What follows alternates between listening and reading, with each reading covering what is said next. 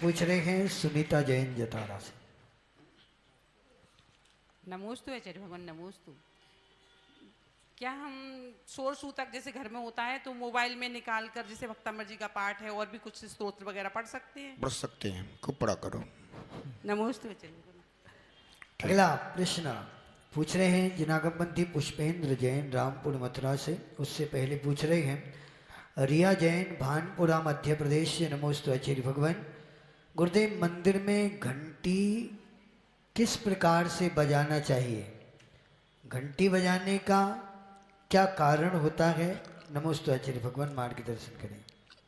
देखिए, मंदिर जी में जो घंटी बजाई जाती है ये हमारे भक्ति में उत्साह वर्धन करती है, ये हमारे भक्ति में उल्लास लाती है, ये हमारे लिए रोमांचित करती है, ये हमारे लिए प्रफुल्लित करती है। इसलिए जितने भी वाद्य यंत्र होते हैं अगर ये अपनी भक्ति के साथ और मिल जाएं तो फिर मन वचन और काया तीनों ही एकाग्र होकर के काम करना शुरू कर देते हैं। इसलिए यथोचित वाद्य यंत्रों का भी भक्ति के साथ उपयोग होते रहना चाहिए।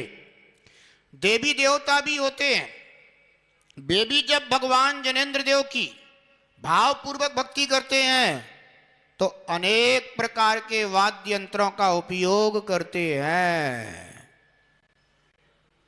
कितने? 12.5 भगवान के समो शरण में कितने? 12.5 करोड़ वाद्य यंत्र बजते हैं। कितने? 12.5 करोड़ वाद्य यंत्र। अब आप सोच लीजिएगा कि 12.5 करोड़ जब एक साथ वाद्य यंत्र बजते होंगे तब वहां कितनी शांति का वातावरण रहता होगा। पर वे इतने सुरीले होते हैं, इतने सुरीले होते हैं। आप लोग देखते हैं जब किसी पिक्चर का कोई एक गाना, कोई भी एक गीत रिकॉर्ड किया जाता है तो उस समय भी अनेक प्रकार के वाद्य यंत्र होते हैं, लेकिन वे सब इतने सुरीले होते हैं और एक स्वर में होते हैं कि बहुत ही कर्ण प्रिय मालूम पड़ते हैं। इसलिए जिनके पास इतने वाद्य यंत्र नहीं है तो वे एक घंटी लेकर के ही अपना काम भक्ति में, है ना, तो घंटी को लेकर के उल्लास भर देते हैं।